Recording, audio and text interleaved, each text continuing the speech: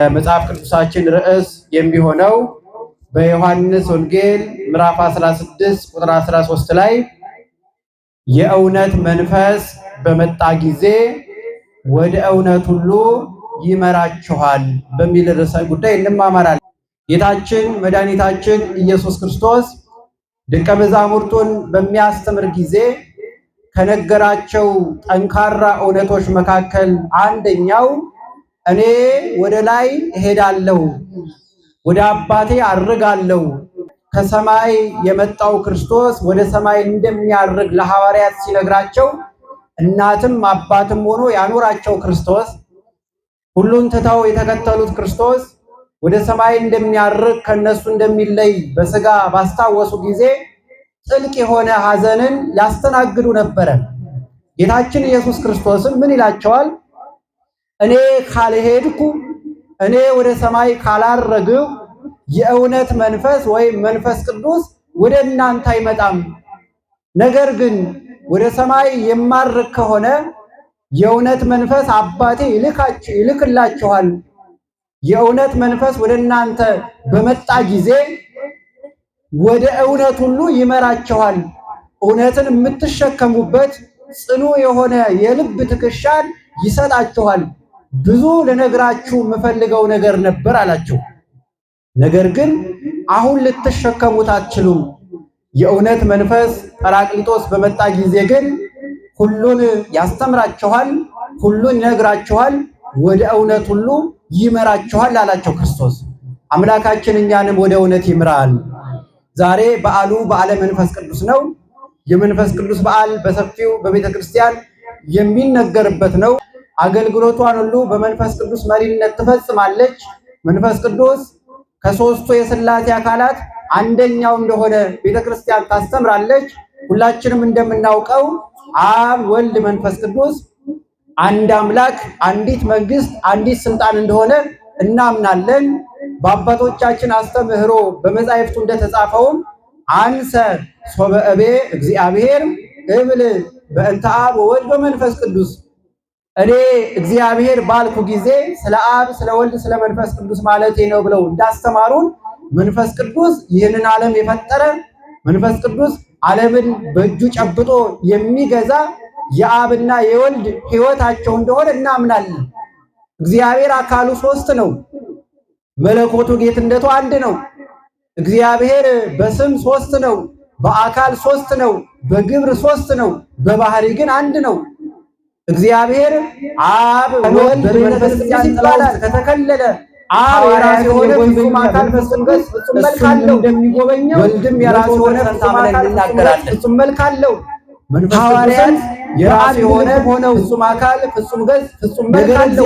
አካላቸው ሦስት ቢሆንም አንድ እግዚአብሔር ይባላል። በመካከላቸው ድንግል ማርያምን አድርገው በጎ አንድ እግዚአብሔር ይባላል። መንፈስ ቅዱስ መጥቶ እንዲያደርባቸው ከመምጣቱ በፊት ሐዋርያት ያሉበት ምን አይነት ሕይወት ይኖሩ ነበር ካልን፣ አንደኛ ጌታችን ኢየሱስ ክርስቶስ የሚያስተምራቸውን እየረሱ ጌታን ሁልጊዜ ይጠይቁት ነበረ። ሁለተኛ ጌታችን መከራ ሲደርስበት አይሁድ ያንን ሁሉ ግፍ ሲፈጽሙበት እኛም ላይ ይህ መከራ ይደርስብናል ብለው ተበታትነው በየስፍራው ተሸሽገው በአዳራሽ ውስጥ በሩን ዘግተው በፍርሃት ይኖሩ ነበረ። የሰሙትን እውነት ለመመስከር ድፍረት አጥተው ኖረዋል ለተወሰኑ ጊዜያት። ታዲያ የሁላችን አባት መድኃኒታችን ኢየሱስ ክርስቶስ ሞትን ድል አድርጎ ከተነሳ በኋላ ለሁሉም ከተገለጠ ሞትን ማሸነፉን ካሳያቸው በኋላ በአርባኛው ቀን ወደ ቢታንያ የሚባል ስፍራ ወስዷቸው በዛ እጁንም ጭኖ ባርኮ የአብን ተስፋ ደጅ እንዲጸኑ ኃይልን እስኪቀበሉ ድረስ ከኢየሩሳሌም እንዳይወጡ የሉቃስ ወንጌል ምዕራፍ 24 ካዘዛቸው በኋላ ወደ ጽርሐ ጽዮን ወደ ኢየሩሳሌም ተመልሰው በተዘጋ አዳራሽ ውስጥ ከድንግል ማርያም ጋር በአንድነት ሆነው ይጸልዩ ነበር ይላል የሉቃስ ወንጌል ምዕራፍ 2 ላይ። እየሰማችሁ ነው። በዛ በጸሎት ስፍራ ላይ ነው እንግዲህ ጌታችን መድኃኒታችን ኢየሱስ ክርስቶስ ለደቀ መዛሙርቱ የገባላቸውን ቃል ለመፈጸም ባረገ በ10ኛው ቀን በተነሳ በአምሳኛው ቀን። እስቲ ንገሩ። በአምሳኛው ቀን በዝግ ቤት ሳሉ ይለናል መጽሐፍ ቅዱስ። የሐዋርያት ሥራ ምዕራፍ 2 ቁጥር 1 ላይ በተዘጋ ቤት ሳሉ በዓለ ሃምሳ የተባለው ቀን በደረሰ ጊዜ ሁሉም በአንድ ልብ ሆነው አብረው ሳሉ ድንገት እንደሚነጥቅ አውሎ ነፋስ ከሰማይ ድምፅ መጣ። በዛሬው ቀን ማለት ነው። ከሰማይ ድምፅ መጣ። ተቀምጠውም የነበሩበትን ቤት ሁሉ ሞላው። እንደ እሳትም የተከፋፈሉ ልሳኖች ታያቸው። በእያንዳንዳቸውም ራስ ላይ እሳቱ ተቀመጠ። መንፈስ ቅዱስም አደረባቸው። በአገሩ ሁሉ ቋንቋ ተናገሩ። የሚያውቁት ቋንቋ አንድ ብቻ ነበረ። 71 ቋንቋ ጨመረላቸው መንፈስ ቅዱስ፣ 72 ሆነ። ያንን የመንፈስ ቅዱስን ሀብት ተቀብለው ይፈሩ የነበሩ ደፋሮች፣ ይዘነጉ የነበሩ አስተዋሾች፣ የሚያመሰጥሩ ስለ ክርስቶስ እውነት በድፍረት የሚመሰክሩ የሆኑ ዘንድ የመንፈስ ቅዱስ ሀብት በእሳት አምሳል በሐዋርያት ላይ የወረደበት በዓለ መንፈስ ቅዱስ ነው። እንኳን አደረሳችሁ ምዕመናን። አባቶቻችን የመንፈስ ቅዱስን በዓል ወይም በዓለ ጰራቅሊጦስን ሲያስተምሩ ጰራቅሊጦስ የሚለውን ስም በተለያዩ በብዙ ፍቺዎች ይተረጉሙታል። ጰራቅሊጦስ የሚለው ቋንቋ የግሪክ ቋንቋ ነው። ምን ማለት ነው ጰራቅሊጦስ ብለን ስንጠይቅ ቅድም እንደነገርኳችሁ በመግቢያዬ ላይ ከአብ ከወልድ ከመንፈስ ቅዱስ ሶስተኛው መንፈስ ቅዱስ ጰራቅሊጦስ ይባላል። ሶስተኛው ላይ ስለጠራ ነው ዝቅ ያለ እንዳይመስላችሁ። በስላሴ ውስጥ መበላለጥ፣ መቀዳደም፣ የበላይ የበታች የለም። አልቦ በውስተ ቅድስት ስላሴ ግብርናት ወኢተጋነዮ። በቅድስት ስላሴ ውስጥ ገዥና ተገዢ፣ የበላይና የበታች፣ ፊተኛና ኋለኛ የለም። አብ ከወልድ ከመንፈስ ቅዱስ አይበልጥም አያንስም። ወልድም ከአብ ከመንፈስ ቅዱስ አይበልጥም አያንስም። መንፈስ ቅዱስም ከአብ ከወልድ አይበልጥም አያንስም። በአንዲት ጌትነት ዓለምን ይገዛሉ። ታዲያ ከሦስቱ አካላት ሦስተኛው አካል መንፈስ ቅዱስ ወይም ጰራቅሊጦስ ማለት ይላሉ ሊቃውንት የመጀመሪያው ናዛዚ ማለት ነው። በአማርኛው የሚያረጋጋ ማለት ነው። መንፈስ ቅዱስ ወይም ጰራቅሊጦስ ማለት የግሪክ ቋንቋ ዓለም ሲያውከን ከእግዚአብሔር ክብር ሊለየን ኃጢአትን እያስታወሰ በሁከት ሕሊናችን ሲናውዝ እግዚአብሔር መንፈስ ቅዱስ ይመጣና ዓለምን ጸጥ አድርጎ ያረጋገዋል። ሐዋርያትንም አረጋግቷቸዋል። እንደምታውቁት የክርስቶስ መከራ ይደርስብናል ብለው ይሰቅሉናል፣ ይገሉናል፣ ያስሩናል፣ መከራ ያጸኑብናል ብለው ሕሊናቸው ታውኮ ነበረ። መንፈስ ቅዱስ ሲመጣ ግን ሰላማቸው ተመለሰ፣ ተረጋጉ። ስለዚህ ጰራቅሊጦስ ማለት ናዛዚ የሚያረጋጋ ማለት ነው። ሁለተኛው ጰራቅሊጦስ ማለት ከሳቲ ምስጢር የሚገልጽ ማለት ነው። የመጻሕፍት ትርጓሜያቸውን የመጻሕፍት ምስጢራቸውን በሚያስደንቅ ሁኔታ ለአባቶቻችን በመግለጽ የራቀውን በማቅረብ የረቀቀውን በማጉላት አፋቸው ተከፍቶ ሕሊናቸው ሰፍቶ ስለ መንፈስ ቅዱስ ስለ ወልድ ስለ አብ በሚገባ እንዲያብራሩ በቤተ ክርስቲያን ለምናን ወንጌል እንዲያስተምሩ ሐዋርያትን የጎየባቸውን መንፈሳዊ ድርሻ እንዲወጡ ምስጢር የሚገልጸው መንፈስ ቅዱስ ነው። ለሁላችንም የተሰወረው ምስጢር አምላካችን ይለጽልን። ሌላው ጰራቅሊጦስ ማለት እግዚአብሔርን እየተነጋገሩ የሚያነጻ ማለት ነው። ከኃጢአት የሚያነጻ ከርኩሰት የሚያነጻ ወደ ቅድስና የሚወስድ አያችሁ። መንፈስ ቅዱስ ማለት ይሄ ነው። በኋላ አባቶቻችን ስርየት ሲሰጡ ትሰማላችሁ። በአፉ ለመንፈስ ቅዱስ ይስረይለክሙ፣ በመንፈስ ቅዱስ አፍ ኃጢአታችሁን ይቀር ይበልላችሁ ያስተስርይላችሁ እያሉ በኋላ ሲመርቁ ትመለከታላችሁ። ኃጢአትን የሚያነጻ ረክሰን ከሆነ የሚቀድስ ቆሽሸን ከሆነ የሚያነጻ መንፈስ ቅዱስ ነውና ጰራቅሊጦስ ማለት መንጽሒ ተብሎ ይተረጎማል። አምላካችን ቅዱሱ የእግዚአብሔር መንፈስ ሁላችንም ከኃጢአት ያንጻል። ሌላው መጽንዒ ማለት ነው፣ የሚያጸና። እስቲ በሉ የሚያጸና በሉ። መንፈስ ቅዱስ የሚያጸና ነው። በምን የሚያጸና ካልን ምዕመናንን በሃይማኖት በምግባር የሚያጸና፣ ካህናትን በአገልግሎት የሚያጸና፣ ሰማዕታትን በተጋድሏቸው የሚያጸና፣ ጻድቃንን በገዳም እያሉ በሚኖሩት የጸሎት የጾም የስግደት ሕይወት በርትተው እንዲኖሩ የሚያደርግ ሰማዕታት አባቶቻችን ቅዱስ ጊዮርጊስ ሰይፍ ሲመዘዝባቸው ከተመዘዘው ሰይፍ የተነሳ ደንግጠው ኃጢአትን ሽተው እግዚአብሔርን ክደው ወደማይገባ እንዳይሄዱ የሚያጸናቸው መንፈስ ቅዱስ ነው። ከነደደው እሳት ከተመዘዘው ሰይፍ ከተዘጋጀው ድንጋይ ፈርተው ሃይማኖት እንዳይለውጡ የሚያጸና ሀብተ መንፈስ ቅዱስ ነው። መንፈስ ቅዱስ የሌለበት ትዳር አይጸናም። መንፈስ ቅዱስ የሌለበት ወጣትነት አይረባም። መንፈስ ቅዱስ የሌለበት ክህነት አገልግሎት ለሀገርም ለቤተ ክርስቲያንም ለምዕመንም አይጠቅምም። መንፈስ ቅዱስ የሌለበት ማንኛውም ተግባር እንኳን ሊጠቅም ጉዳቱ ያመዝናል። መንፈስ ቅዱስ ካለበት ግን ሰው በሃይማኖት በምግባር ጸንቶ ፍጻሜው እንዲያምር ያደርጋልና መንፈስ ቅዱስ መጽንዒ ይባላል። ሁላችንም በምግባርና በሃይማኖት ያጽናል። ሌላው ጰራቅሊጦስ ምን ማለት ነው የሚለው ሊቃውንት ሲተረጉሙልን ጰራቅሊጦስ ማለት መስተፍስሒ ደስ የሚያሰኝ ማለት ነው። እስቲ በሉ እስቲ ምን ስታገኙ ነው ደስ የምትሰኙት? ምን ስታገኙ ነው? እስቲ አንዳንዱ ሲበላ አይደለ? አንዳንዱ ሲበላ ደስ ይለዋል። ሌላውስ ምን ሲተኛ ደስ የሚለው አለ። ሌላስ ሰላም ጥቂቶች ናቸው ይሄን የሚፈልጉት። አንዳንዱ በልብስ ደስ የሚሰኝ አለ።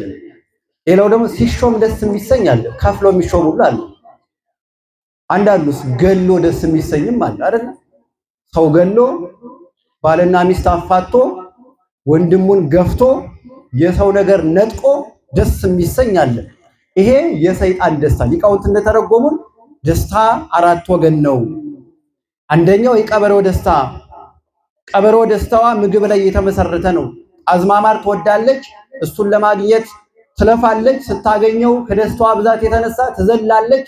ዝላያን ስጨርስ ጉድጓዱ ጠፍቷት መልሳ አዝና ትሄዳለች።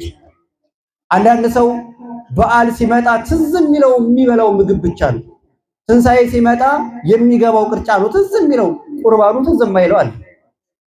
ቅዳሴው ትዝ የማይለው አለ። በዓላት ሲመጡ የሚጠጣው ቢራው፣ መጠጡ፣ ጠላው ነው ትዝ የሚለው፣ በዛ ነው የሚደሰት። ቅዱስ ቁርባን ስጋው ደግሞ ትዝ የማይለው አለ። ሁላችንም አይመለከትም። የቀበሮ ደስታ ማለት ነው። የመብል ደስታ ግን ጊዜያዊ ነው። እንደምታውቁት ቁርስ ላይ ጥሩ ደስ ብሎን በላ ምሳት ላይ አምጡ ይለናል። ካልበላን ወደ ሐዘን ይለወጣል። በልብስ ደስ ብንሰኝ ልብስ ያልቃል፣ ይቀደዳል፣ ብል ይበላዋል። በጤናም ደስ ብንሰኝ ጤና በበሽታ ይለወጣል። በስልጣን ደስ እንሰኝ ብንል ስልጣን በመሻር ይለወጣል። በሀብት ብንደሰት ሀብት ያልቃል፣ ይጎላል። ሰው በክርስቶስ ከተደሰተ ግን የሚነጥቀው የለም። ስለዚህ መንፈስ ቅዱስ ማለት ደስ የሚያሰኝ ሁላችንንም ደስ ያሰኘን። ይኸውላችሁ ደስታውን ላምጣላችሁ። መንፈስ ቅዱስ በሐዋርያት ላይ ሲወርድ ደፋሮች ሆኑ፣ ወንጌል ለማስተማር ወደ ኋላ የማይሉ ሆኑ። ወንጌልን ሲያስተምሩ የሐዋርያት ሥራ ምዕራፍ 5 ላይ ተጽፎ ታገኙታላችሁ። አይሁድ ሐዋርያትን አስረው አመጧቸው። ልክ እንደዚህ ህዝቡ በተሰበሰቡበት በአውዱ ላይ አቆሟቸው። በኢየሱስ ስም እንዳታስተምሩ ብለናችሁ አልነበረም ወይ አሏቸው። አዎ ብላችኋል፣ ግን ለሰው ከማድላት ለእግዚአብሔር ማድላት ይሻላል ብለው መለሱላቸው። የኛን ቃል የማትሰሙ ከሆነ እንዳታስተምሩ ብለን የምታስተምሩ ከሆነማ መቀጣት ይገባችኋል ብለው በአደባባይ ላይ 40 ጅራፍ ገረፏቸው ሐዋርያት። ያን ጊዜ መከራ ፈርተው ነበር የተሸሸጉት። መንፈስ ቅዱስ አድሮባቸዋልና 40 ጅራፍ ተገርፈው ሲለቀቁ ወወፁ እማውን ዘይት ፈስሁ ከአደባባዩ ከተገረፉበት ስፍራ ደስ እያላቸው ወጡ ይላል መጽሐፍ ቅዱስ የሐዋርያት ሥራ ምዕራፍ 5። ለምን? ጸጋ መንፈስ ቅዱስ ስለ ክርስቶስ መከራ ይቀበሉ ዘንድ አጽንቷቸዋልና ጅራፉን እንደ ካባ ለብሰውት ስድቡን እንደ ምርቃት ዛቻውን እንደ በጎነት ቆጥረውት ከአደባባይ ደስ እየተሰኙ ወጡ። እውነተኛውን ደስታ አምላካችን ለሁላችንም ያድለን። ተመልከቱ፣ መንፈስ ቅዱስ ያደረበት ሰው እዚህ ቤተክርስቲያን መጥቶ ቢሰድቡት እኔ የሁለተኛ አባ አልመጣም አይልም። ለምን? ስድቡን ስለማይተረጉመው። ስድቡን እግዚአብሔር ባወቀ። አንድን አባት አህያ አሏቸው። አይር እንደው በምን እድሌ ጌታ የተቀመጠባት አድሮኝ እሷን አድርጎኝ አሉ። ብሽቅ አለና እርሷ ድንጋይ አላቸው። ድንጋዩ ቤተክርስቲያን ተሰርቶ ሰው ሁሉ እየሳበው እንዲህ ሁሉም እየመጣ ቢሰመኝ አግኝቼ ነው ኤልያንስ አተረባም ብሎ በሽቆ ሄደ። ሰውየው የሚሰድበው አጥቶ ማለት ነው። የኛ አባቶች ስድብን እንደ ምርቃት ይቀበላል። ባላደረጉን ነገር ሲከሰሱ አዎ እውነት ነው። ለምን? መንፈስ ቅዱስ ያደረበት ሰው ደስታው ምድራዊ ሳይሆን ሰማያዊ። ሐዋርያት ለዚህ ነው መከራ ሲቀበሉ በሚያገኛቸው መከራ ከማዘን ይልቅ እግዚአብሔር ይመስገን ስለ ኢየሱስ ክርስቶስ ስም መከራ ተቀበልን። ይህንን ደስታ አምላካችን እግዚአብሔር ለሁላችንም ያድለን። መንፈስ ቅዱስ ያደረበት ሰው አንድ ታሪክ ልተርክላችሁ። በዜና አበው ላይ የተተረከ ሁለት አባቶች ገዳሙ ይልካቸውና ወደ አንድ ለተልኮ በዛ ባሉበት ስፍራ ላይ ተልኳቸውን ሲፈጽሙ ከሁለቱ መካከል አንደኛው በኃጢአት ወደቀ እና ወደ ገዳም መመለስ አልፈለገም። ሰው ምን ይለኛል፣ እግዚአብሔርን ፊቱን ያዞርብኛል፣ ጸሎቴም አይሰማም፣ ወደ ገዳም መመለስ የለብኝም ብሎ በማሰብ ሲነጋ ወንድሜ ና ወደ ገዳም እንመለስ አለው። ሁለተኛው ወንድሙ አይ እኔ ከባድ ኃጢአት ውስጥ ወድቄያለሁ፣ ወደ ገዳም መመለስ አይቻለኝም፣ እግዚአብሔር ጸሎቴን ላይሰማኝ ይችላል፣ የገዳም አባቶችም ፊት ይነሱኛል፣ አልመለስም አለ። ምን ሰርተህ አለው። በዝሙት ወድቄ አድሬያለሁ፣ እባክህ ተወኝ፣ እኔ በዚሁ ልቀር፣ አንተ ወደ ገዳም ተመለስ አለው። ሁለተኛው መንፈስ ቅዱስ ያደረበት ስለሆነ ምን አለው መሰላችሁ? ከስንት ሴት ጋር ነው ያደርከው አለው። እየሰማችሁ ነው? ከአንድ አለው። አይ አንተስ ታድልሃል፣ እኔ ከሁለት ሴቶች ጋር አድሬ ግን እግዚአብሔርን ተስፋ አድርጌ ወደ ገዳም ልመለስ ነው። ቀስ ብሎ አያችሁ፣ ብልጠት ማለት ይሄ እና ምን ይሻላል? ወደ ገዳም ሄደን ቀኖና ተቀብለን እግዚአብሔርን ይቅርታ ብንጠይቀው ይሻላል እንጂ ወደ ዓለም ብንመለስ ጠፍተን ነው የምቀር ነው። አውሽ ተይዘው ሄዱ። ሁለቱ ወደ ገዳም ደረሱ። አበምኔቱ ጋር ቀረቡ፣ ንስሐ ገቡ፣ እግዚአብሔርን ይቅርታ ጠየቁ። የሚገርማችሁ እግዚአብሔር ሁለተኛውን ወንድም ስለ ጓደኛው ሲል ዕለቱኑ ምሕረት አደረገለት። ይህ መንፈስ ቅዱስ ወንድምን አሳልፈን እንዳንሰጥ ጌታችን እንደነገረን የእውነት መንፈስ በመጣ ጊዜ ወደ እውነት ይመራችኋል እንዳለን መንፈስ ቅዱስ ያደረበት ሰው የሚፈልገው እውነትን ነው። እንደ ሐዋርያት መንፈስ ቅዱስ ያደረበት ሰው ሁልጊዜ የሚታየው መንፈሳዊ ነገሩ ነው። መንፈስ ቅዱስ ያደረበት ሰው ከክፋት፣ ከቅናት፣ ከምቀኝነት፣ ከተንኮል፣ ከሸር፣ ከዘረኝነት ራሱን ያራቀ ነው። መንፈስ ቅዱስ ያደረበት ሰው ለእግዚአብሔር የተመቸ ነው። እመጣበታለሁ በኋላ። ሐዋርያት በዝግ ቤት ተቀምጠው ሳለ በእሳት አምሳል ተገለጠላቸው። በደንብ ልብ አድርጉ።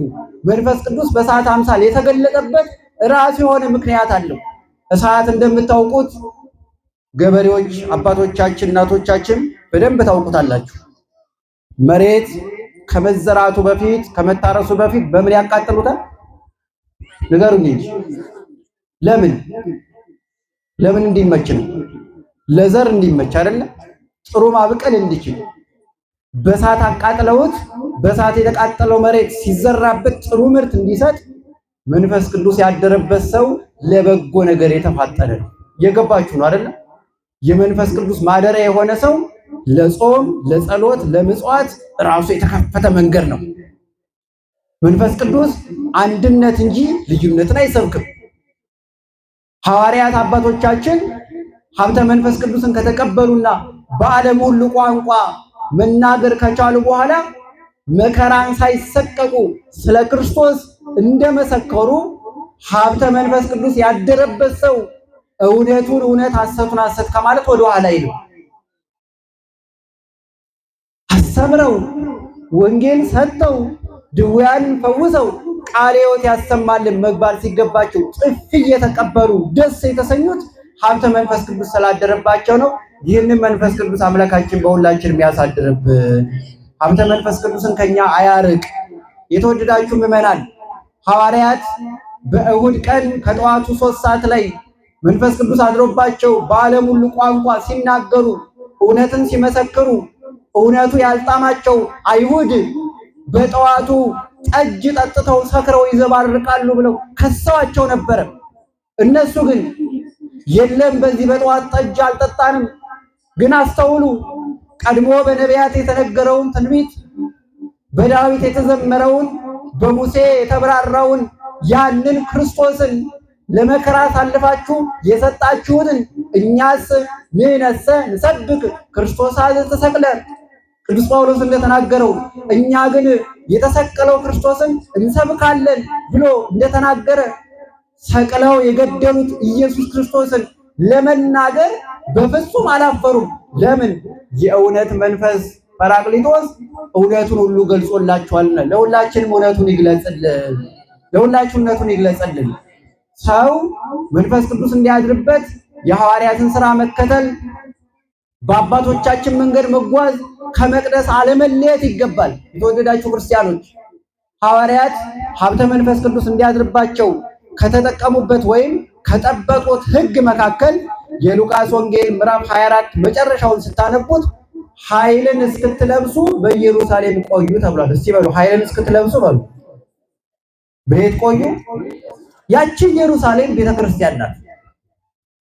ያቺ ኢየሩሳሌም ዛሬ በአባቶቻችን መስቀል የምንባረክባት፣ ስጋው ደግሞ የምንቀበልባት፣ እንባችንን አፍሰን እንባችንን የሚታበስባት ቅዱስ ቤተክርስቲያን ናት።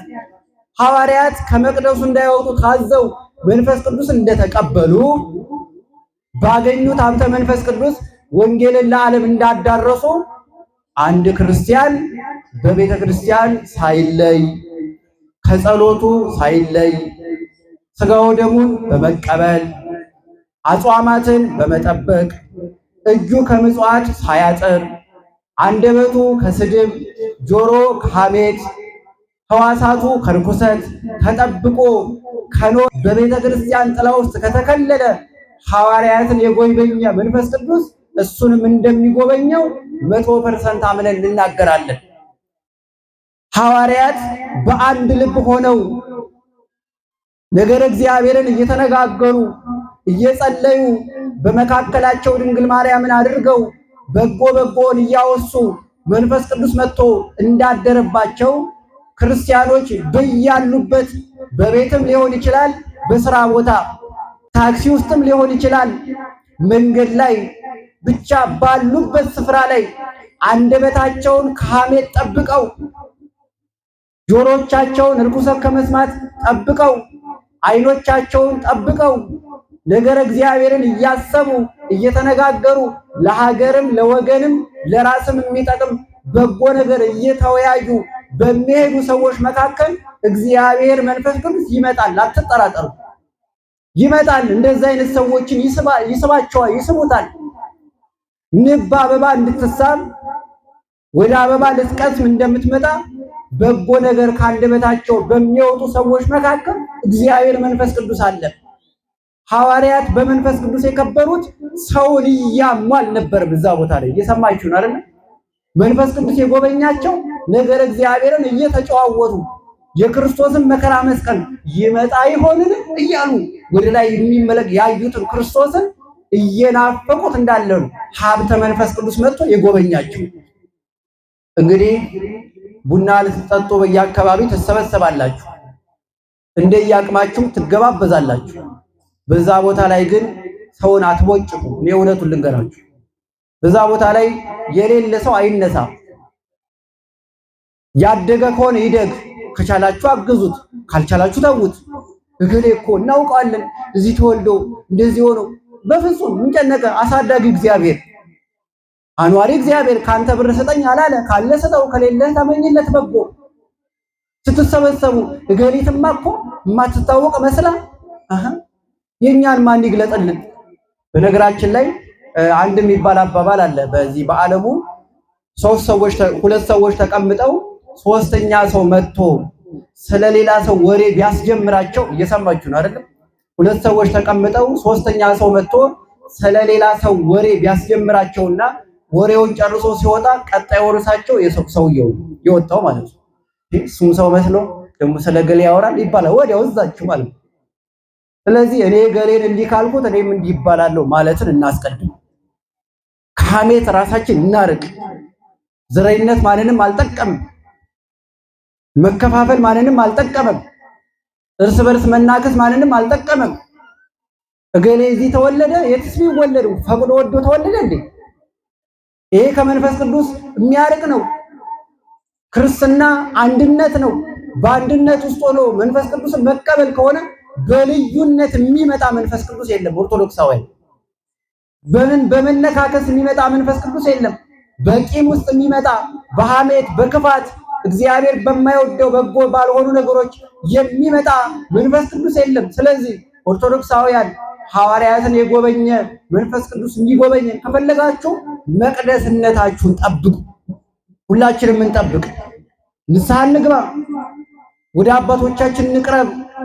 ለሥጋው ወደሙ ራሳችን እናዘጋጅ። በተለያየ ስንፍና በማይሆን ምክንያት ራሳችንን ከቁርባን ያራቅን ሰዎች የቤተ ክርስቲያን ትምህርት ባልሆነ ቁርባንን እንዳንቆርብ ከሚያደርጉ ከእንቅፋት ትምህርቶች ራሳችንን በማረቅ ወደ ንስሐ አባታችን ቀርበን ይኸው ከነገ ጀምሮ ጾም መጥቷል፣ ጎንበስ ብለን ለእግዚአብሔር ተገዝተን ንስሐችን ተቀብለን ለሥጋው ወደሙ እንድንበቃ ጥረት እናድርግ። ለዚህ እንድንበቃ አምላካችን እግዚአብሔር ይፍቀድልን። ሐዋርያት ሕይወታቸውን ለክርስቶስ እንደሰጡ እኛም በሕይወታችን ለክርስቶስ መገዛት አለብን። እኔ አንድ መልእክት ተናግሬ ትምህርት ልቋጭ። አብዛኛው ክርስቲያን ሥጋው ወደሙን ለመቀበል ራሱን የመንፈስ ቅዱስ ቤት ለማድረግ ይፈልጋል፣ ግን የሚያቀርባቸው ምክንያቶች ያሳዝናሉ። ለምንድነው ሥጋው ወደሙን የማትቀበል ወዳጄ ብትሉት እኔ እኮ ነጋዴ ነኝ መቁረብ እችላለሁ ይላቸዋል። ለምንድነው ሥጋው ወደሙን የማትቀበል የኔ እህት? አይ እኔ እኮ ወጣት ነኝ ተማሪ ነኝ እንዴት ብዬ ሥጋው ወደሙን ልቀበል አይሆንልኝም። እማማ ለምንድነው ሥጋው ወደሙን የማይቀበሉት?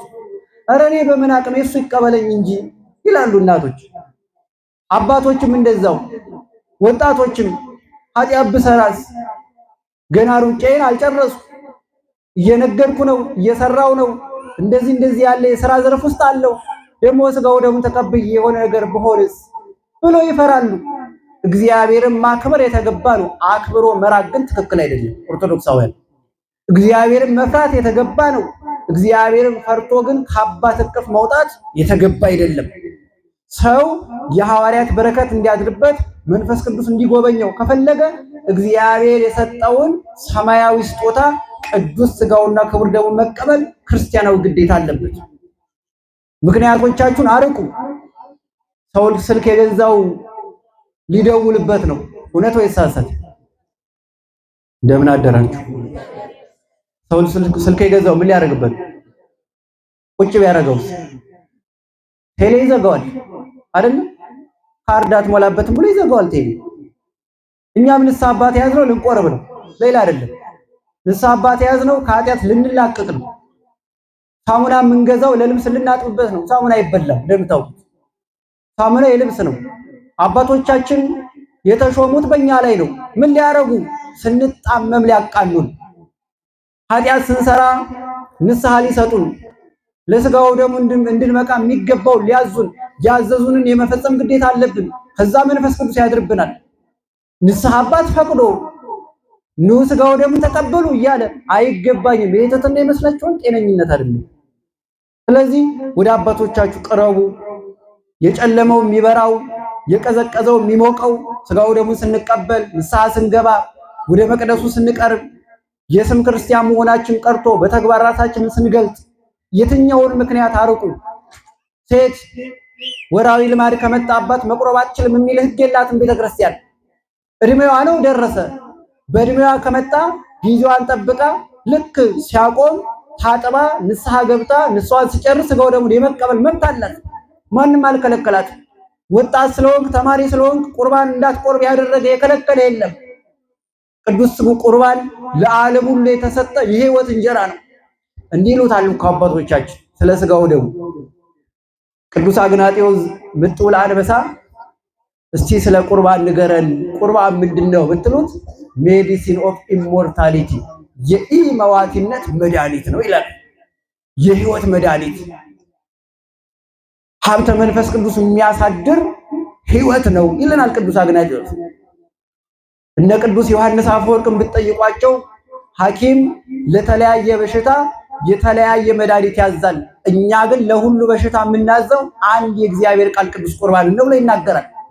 ይህንን ሀብት የሚቀበል ሰው መንፈስ ቅዱስ የማይለየው የሐዋርያት በረከት ያደረበት ስለሆነ ኦርቶዶክሳውያን በዓል በመጣ ቁጥር አስታውሱ፣ ስጋው ደሙን አለመቀበላችሁ ይቆጫችሁ፣ በተቀበሉት ስጋው ደሙን በሚቀበሉት ላይ መንፈሳዊ ቅናት ቅኑ።